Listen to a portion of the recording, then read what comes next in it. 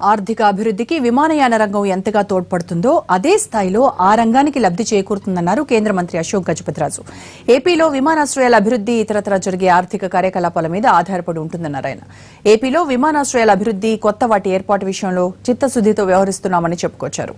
అలాగే సరకు రవాణా వ్యవస్థను కూడా అభివృద్ధి చేసేందుకు అధ్యయనం చేస్తున్నామంటున్న అశోక్ గజపతిరాజుతో మా ఢిల్లీ ప్రతినిధి ప్రసాద్ ఫేస్ టు ఫేస్.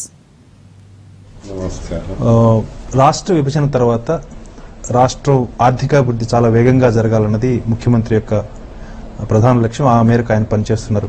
దీనికి సంబంధించి ఆర్థికాభివృద్ధికి ప్రధానంగా విమానాశ్రయం ఒకటి అంతర్జాతీయ స్థాయిలో ఉండాలన్నది ఆయన అభిప్రాయం. భోగాపురంకి సంబంధించి 4,000 ఎకరాలను కూడా సేకరించారు. అభివృద్ధి ఎలా ఉంది, దానికి సంబంధించిన పురోగతి ఎలా ఉంది, ఎప్పుడు ఇది ప్రారంభమై ఎప్పటిలోగా పూర్తయ్యే అవకాశం ఉంది? చూడు, ఇప్పుడు మనకి ఇక్కడ వచ్చి దగ్గర 3 సంవత్సరాలు అవుతుంది. దేశం యావరేజెస్ కంటే ఆంధ్రప్రదేశ్ డబుల్గా ఉంది. ఇప్పుడు ఇది ఎలా సాధ్యమైందంటే ఆంధ్రప్రదేశ్ రాష్ట్రము ఏవియేషన్ ఫ్రెండ్లీ అంటాము. ఏవియేషన్ ని అర్థం చేసుకుని పని చేయగలిగిన రాష్ట్రం అది.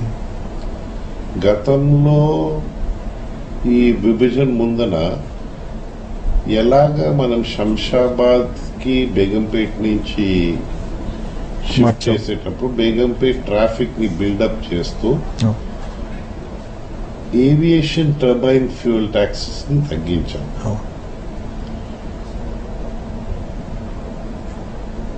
ఏవియేషన్ టర్బైన్ ఫ్యూయల్ అనేసరికి ఫ్యూయల్ ఒక 40-45%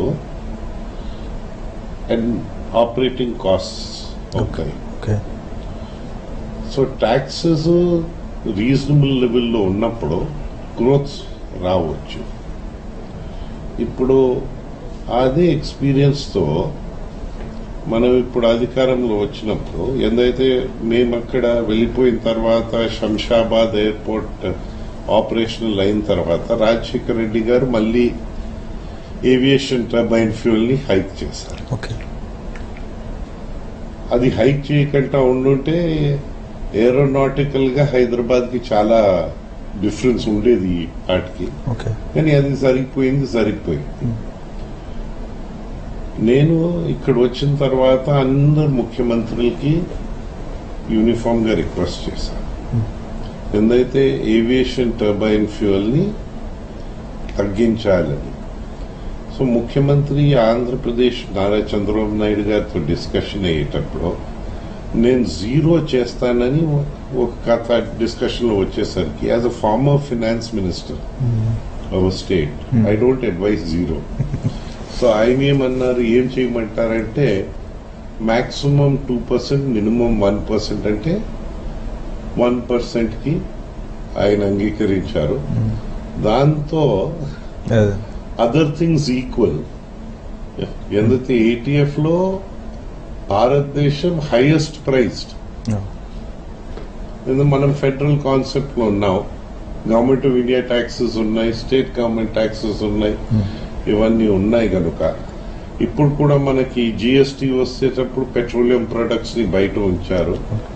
సో అదర్ థింగ్స్ ఈక్వల్ అయ్యేటప్పుడు లెస్సర్ ప్రైస్ దగ్గర వెళ్ళడానికి ఎయిర్లైన్ సముఖత చూపిస్తూ ఉంటుంది. ధన్యవాదాలు సార్.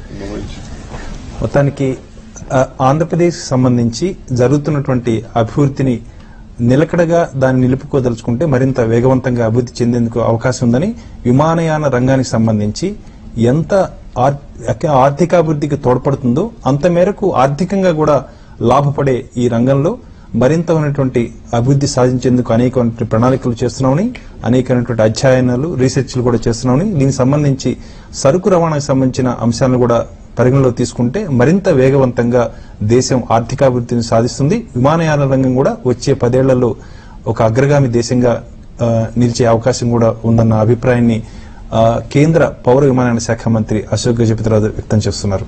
ప్రసాద్, ఎన్టీవీ.